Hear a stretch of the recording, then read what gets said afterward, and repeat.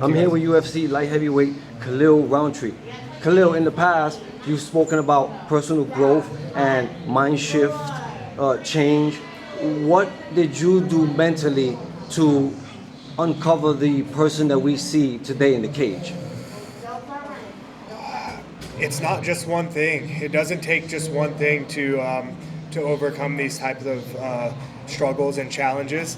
I think it first starts with acceptance.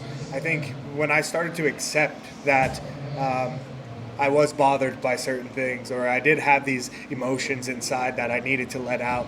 Once I accepted that, it was the first step, and then finding healthy ways to cope with my feelings. Before it was escapism, it was drugs and alcohol, and just unhealthy lifestyle. Now I'm finding different ways. I'm reading more books. I'm surrounding myself with people that have more inspiring words or knowledge. My wife is a mental health advocate. I'm doing my best to position myself around people who do support mental health and who do see that these things are important. And once I started to change my environment, change my habits, I think that was the kickstart of my journey. Your punching is one of the most feared in the sport, in the division. Is it pure power or is it calculated technique? And also, how do you go in there to battle with these mental issues? I would say that it's calculated, backed by power.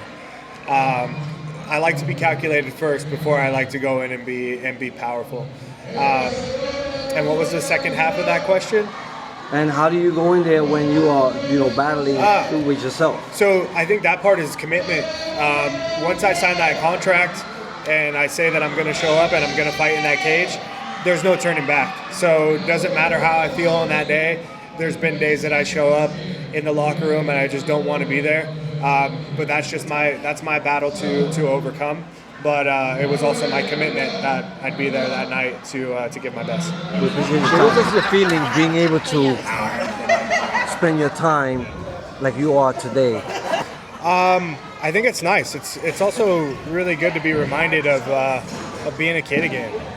It's good to be reminded of it. I remember days like this, being in school, just the pressures of growing up, But I do remember the times that people would come in and spend time with us and hang out, and it always made that day a little bit more special. It made that day something more to remember. So now it's just like a full circle moment being able to be here. Thank you. The pressure as a UFC competitor and someone who we mostly see as tough guys, what do you say to somebody who's battling mental health? It doesn't matter who you see on television, what they're doing, whether it's sports, fighting, podcasting, whatever.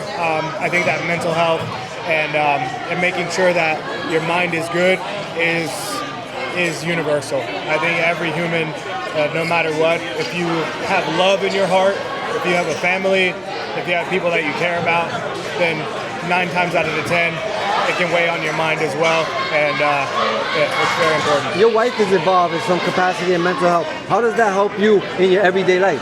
My wife's my biggest supporter and the biggest advocate for me to make sure that my mental health is always good. So I owe so much of my success and outlook to her. We appreciate you.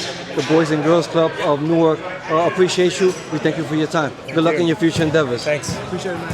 All right, guys, we're going to go down.